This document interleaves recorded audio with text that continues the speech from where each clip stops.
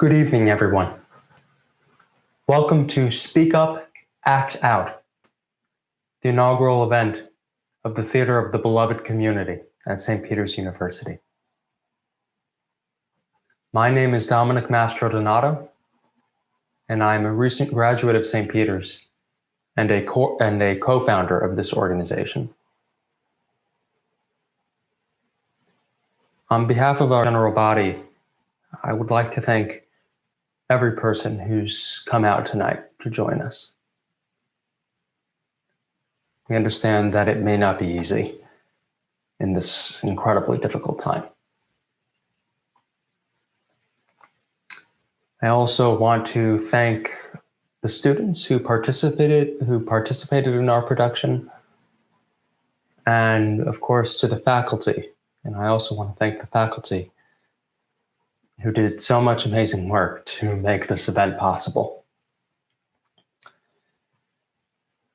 And special thanks as well to our wonderful friend Peter, who compiled this video.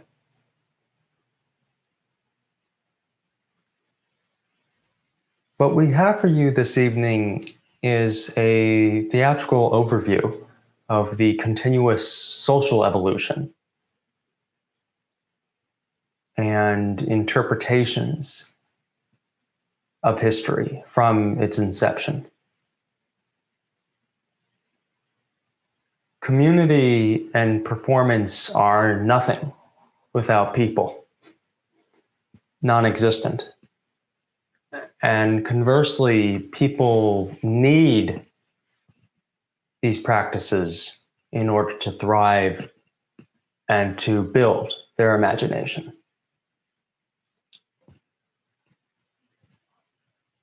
Our mantra is everything is interconnected. Now, before we officially begin our readings, I invite my friend and fellow co-founder, Michelle Perez, to deliver our mission statement. The Theater of the Beloved Community at St. Peter's University seeks to use theater to invoke the Ignatian exercise of finding God in all things in one of the most diverse cities in the United States. As both spiritual humanitarians and humanists, we are committed to keeping our minds open and providing pluralistic substance everyone can appreciate. Our hope is to use theater as an instrument to produce and promote justice, liberation, and democracy. In a time of visceral turmoil and agony, we have a dire imperative to address the direct and indirect institutional harm afflicting our sisters and brothers, as well as ourselves. We believe theater helps us to analyze these structural injustices through the lens of the oppressed and likewise construct solutions to transform our society. Thank you.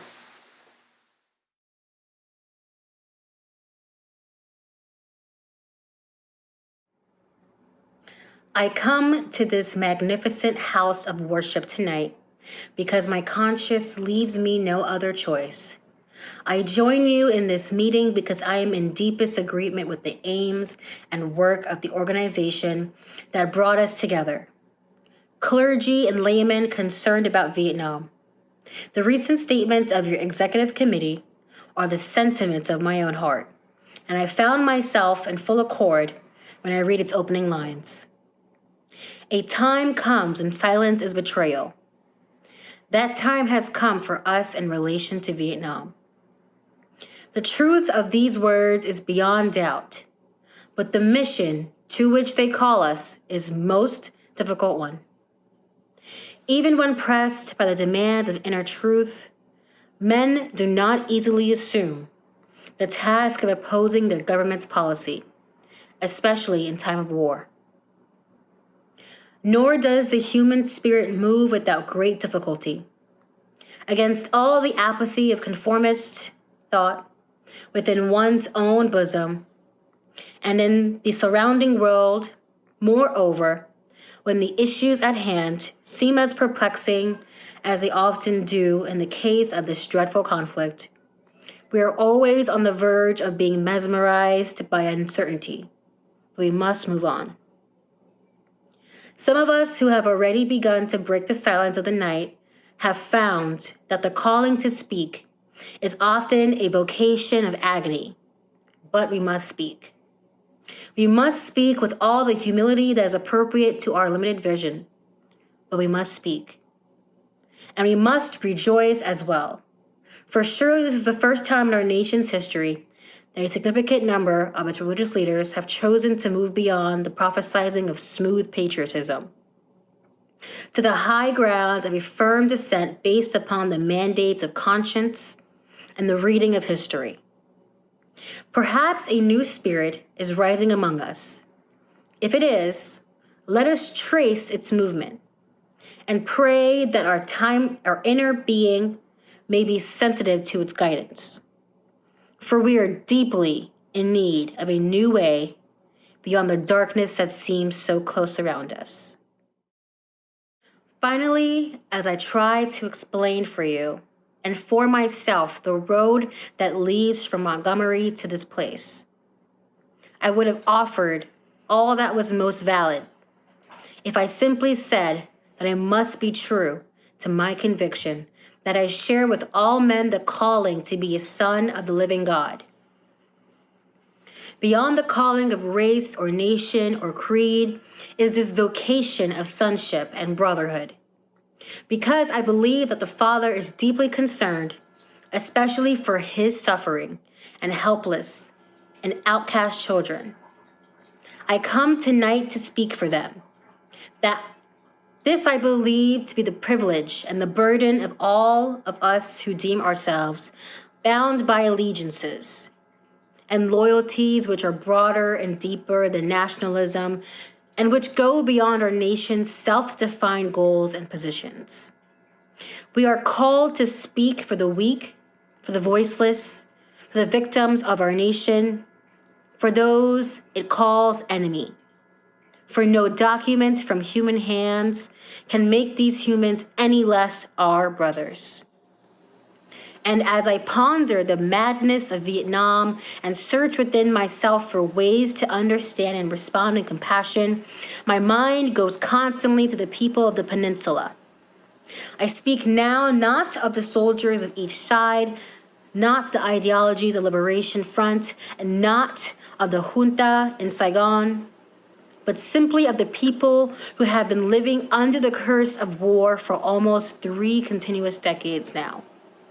I think of them, too, because it is clear to me that there will be no meaningful solution until some attempt is made to know them and hear their broken cries. They must see Americans as strange liberators. The Vietnamese people proclaimed their own independence in 1954 and in 1945, after a combined French and Japanese occupation and before the Communist Revolution in China. They were led by Ho Chi Minh, even though they were quoted the American Declaration of Independence in their own document of freedom. We refused to acknowledge them. Instead, we decided to support France in its reconquest of her former colony. Our government felt then that the Vietnamese people were not ready for independence, and we again fell victim to the deadly Western arrogance that has poisoned the international atmosphere for so long. With that tragic decision, we rejected a revolutionary government seeking self-determination and a government that had been established not by China, for whom the Vietnamese have no great love, but by clearly indigenous forces that included some communists. For the peasants, this new government meant real land reform, one of the most important needs in their lives. So they go, primarily women and children and the aged.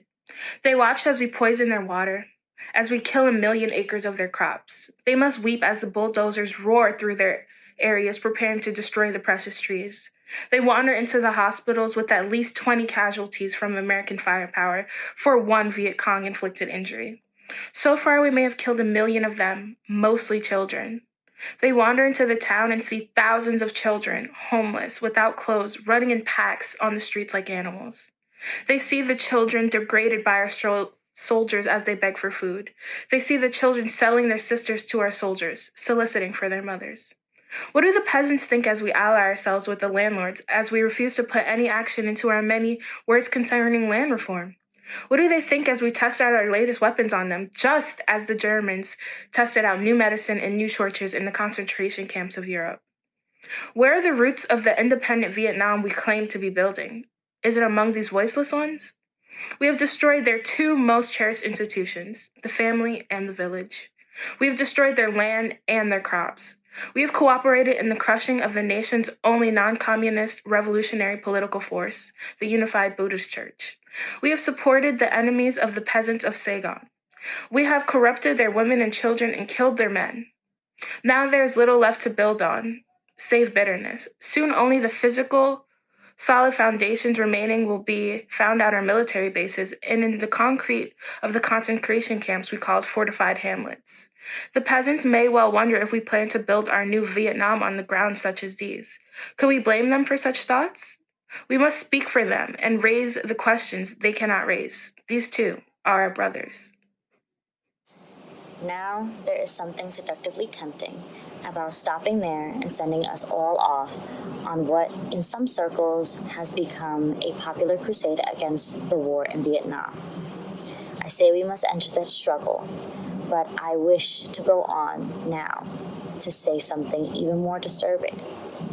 The war in Vietnam is but a symptom of a far deeper malady within the American spirit.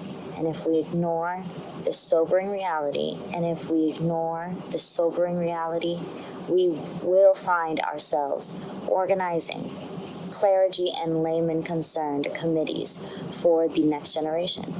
They will be concerned about Guatemala and Peru. They will be concerned about Thailand and Cambodia. They will be concerned about Mozambique and South Africa. We will be marching for these and a dozen other names and attending rallies without end unless there is a significant and profound change in American life and policy. So such thoughts take us beyond Vietnam, but not beyond our calling as sons of the living God. In 1957, a sensitive American official overseas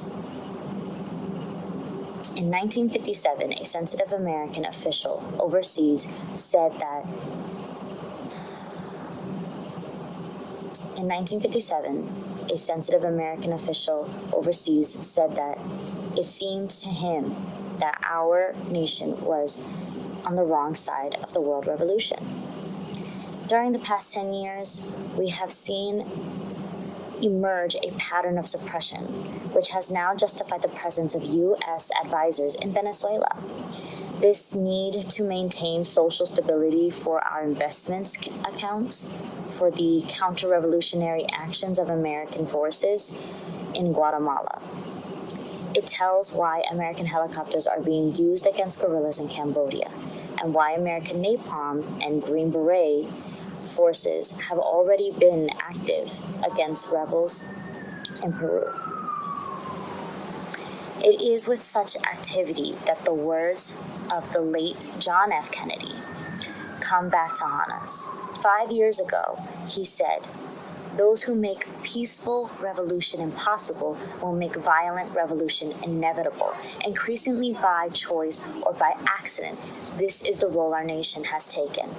The role of those who make peaceful revolution impossible by refusing to give up the privileges and pleasures that come from the immense profits of overseas investments.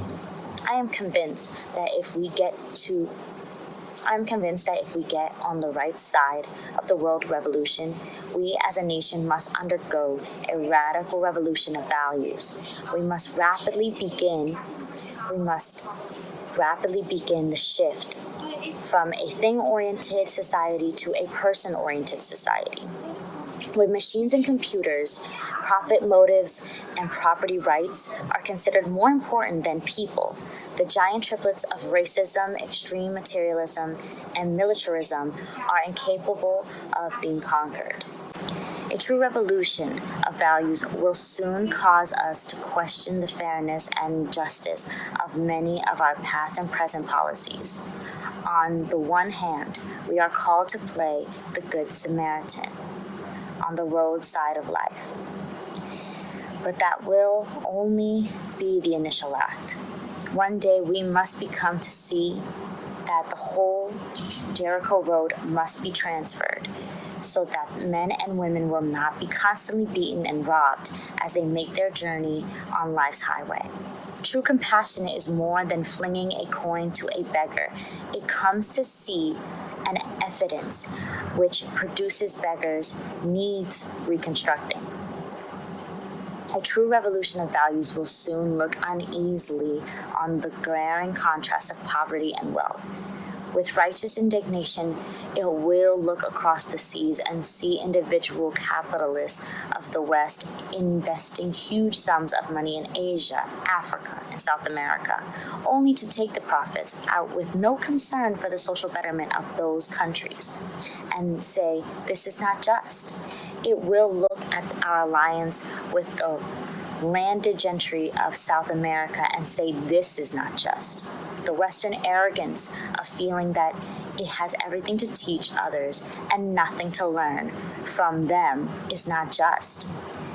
A true revolution of values will lay hand on the world order and say of war, this way of settling differences is not just. This business of burning human beings with napalm, of filling our nation's homes with orphans and widows, of injecting poisonous drugs of hate into the veins of people's normally humane, of sending men home and from dark and bloody battlefields, physically handicapped and psychologically deranged, cannot be reconciled with wisdom, justice, and love. A nation that continues year after year to spend more money on military defense than on programs of social uplift is approaching spiritual death. America, the richest and powerful nation in the world, can lead the way in this revolution of values. There is nothing except a tragic death wish to prevent us from reordering our priorities so that pursuit of peace will take precedence over the pursuit of war. This is nothing to keep us from molding a reconciliant status quo and bruised hands until we have fashioned it into brotherhood. A genuine revolution of values means, in the final analysis, that our loyalties must become ecumenical rather than sectional.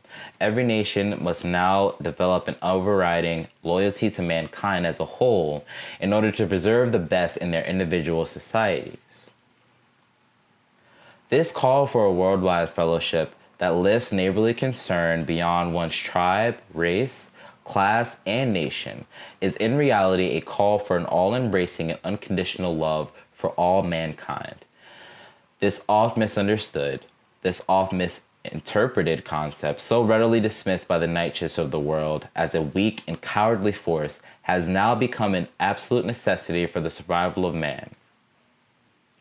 When I speak of love, I am speaking of some sentimental and weak response. I am not speaking of that force which is just emotional bosh. I am speaking of that force which, for all great religions, have seen as the supreme unifying principle of life. Love is somehow the key that unlocks the door which leads to ultimate reality. This Hindu, Muslim, Christian, Jewish, Buddhist belief about ultimate reality is beautifully summed up in the first epistle of St. John. Let us love one another, yes, for love is God, yes, and everyone that loveth is born of God and knoweth God. He that loveth knoweth not God, for God is love. If we love one another, God dwelleth in us, and love is perfected in us. Let us hope that this spirit will become the order of the day. We can no longer afford to worship the God of hate or bow before the altar of retaliation. The oceans of history are made turbulent by the ever-rising tides of hate. History is cluttered with the wreckage of nations and individuals that pursued this self-destructing path of hate. As Arnold Toynbee says, love is the ultimate force that makes for the saving choice of life and good against the damning choice of death and evil. Therefore, the first hope in our inventory must be the hope that love is going to have the last word. We are now faced with the fact, my friends, that tomorrow is today. We are confronted with the urgency of now. In this unfolding conundrum of life and history, there is such a thing as being too late. Procrastination is still the thief of time. Life often leaves us standing bare, naked, and dejected with a lost opportunity. The tide in the affairs of man does not remain at flood, it ebbs. We may cry out desperately for time to pause in her passage, but time is adamant to every plea and rushes on. Over the bleached bones and jumbled residues of numerous civilizations are written the pathetic words, too late. There is an invisible book of life that faithfully records our vigilance or our neglect. Omar Khayyam is right. The moving finger writes, and having writ moves on. We still have a choice today. Nonviolent coexistence or violent co-annihilation. We must move past indecision to action. We must find new ways to speak for peace in Vietnam and justice throughout the developing world. A world that borders on our doors. If we do not act, we shall surely be dragged down the long, dark, and shameful corridors of time reserved for those who possess power without compassion, might without morality, and strength without sight. Now let us begin. Now let us dedicate ourselves to the long and bitter but beautiful struggle for a new world. This is the calling for the sons of God, and our brothers wait eagerly for our response. Shall we say the odds are too great? Shall we tell them the struggle is too hard? Will our message be that the forces of American life militate against their survival as full men, and we send our deepest regrets? Or will there be another message of longing, of hope, of solidarity with their yearnings, of commitment to their cause, whatever the cost? The choice is ours, and though we prefer it otherwise, we must choose in this crucial moment of human history.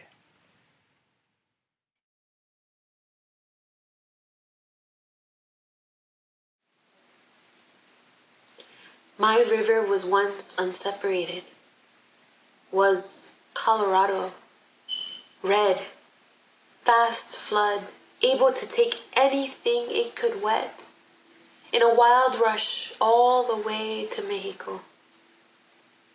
Now it is shattered by 15 dams over 1,450 miles, pipes and pumps filling swimming pools and sprinklers in Los Angeles and Las Vegas. To save our fish, we lifted them from our skeleton riverbeds, loosed them in our heavens, set them Esther, Achiahan, Mojave salmon, Colorado pike minnow. Up there they glide, gilded with stars. You see them now.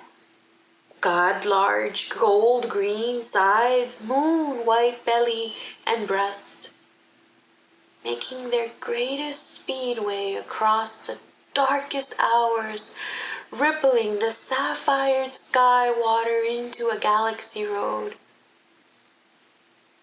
The blurred wake they drag as they make their path through the night sky is called Ashiahan Nuenye, our words for Milky Way. Coyote too is up there, crouched in the moon after his failed attempt to leap it, fishing net wet and empty slung over his back, a prisoner, blue and dreaming. of unzipping the salmon's silk skins of his teeth. Oh, the weakness of any mouth as it gives itself away to the universe of a sweet milk body. Just as my own mouth is dreamed to thirst, the long desire weighs the 100,000 light-year roads of your throat and thighs.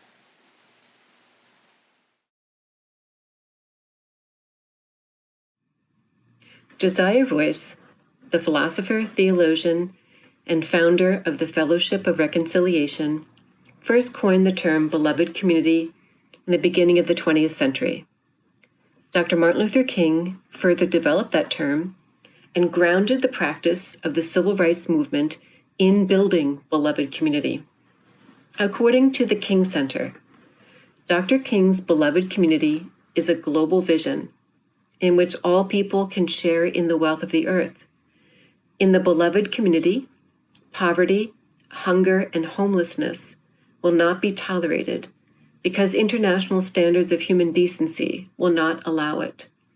Racism and all forms of discrimination, bigotry, and prejudice will be replaced by an all-inclusive spirit of sisterhood and brotherhood.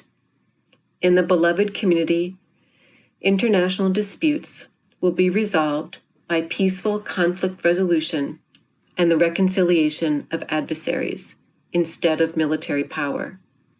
Love and trust will triumph over fear and hatred. Peace and justice will prevail over war and military conflict. The King Center also notes that the core value of the quest for Dr. King's beloved community was agape love. Dr. King described agape love as understanding and redeeming goodwill for all. It was an overflowing love, which was purely spontaneous, unmotivated, groundless, and creative. It is the love of God operating in the human heart. He said that agape love does not begin by discriminating between worthy and unworthy people. It begins by loving others for their own sakes and makes no distinction between friend and enemy. It is directed toward both. For Dr. King, agape is a love seeking to preserve and create community. We are so fortunate that Dr. King came to St. Peter's, received an honorary degree, and spoke with our students at the Michaelmas Convocation. To my mind, it is important that we commemorate that visit, but also commit ourselves to continuing the work of the civil rights movement, and certainly to continue the work of building the beloved community. Our world is in desperate need of a beloved community. It is being destroyed by climate change. We are allowing our immigrant brothers and sisters to drown in the Mediterranean or to spend their lives caged in concentration camps. We are sterilizing their mothers. We are witnessing unarmed Black men and women gunned down in our streets. Millions and millions of Americans are suffering the immiseration of impoverishment. The work of building the beloved community takes note of this, but gives also the hope that we can come together in the form of an agape love. It is a central and urgent work, and I know that we can do that here at St. Peter's University. The Theater of the Beloved Community is one step in the right direction.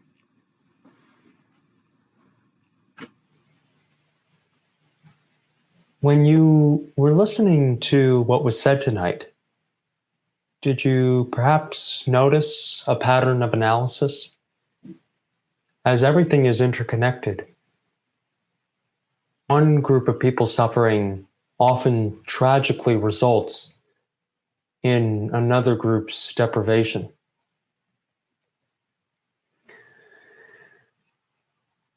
Our project pushes the narrative that all of our interests are tied together. Given the state of the world, we need each other. And in spite of all the pain and trauma that the world is experiencing now, we also need to allow joy and beauty to bloom. And with the flowering of joy and beauty will come the first steps to rising out of this seemingly bottomless ditch, this hellhole. Quite frankly, we're not living in easy times. Certainly not good times. But that doesn't mean that there isn't hope. And that's essentially what we're all about. We're all about pushing the vision of hope. And that's something that Martin Luther King lived. He helped to realize the beloved community.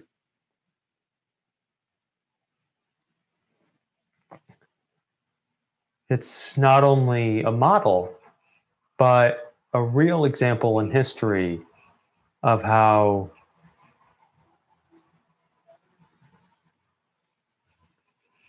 to an extent the social conditions in this country were improved.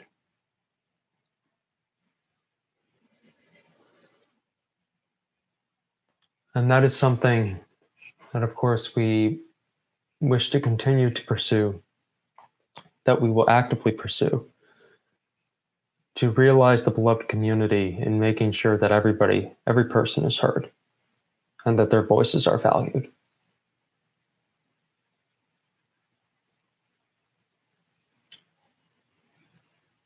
We hope to see you again. Hopefully we can have a conversation about tonight's performances. And going forward, we will have more performances and more conversations. Thank you for coming. We love you. Good night.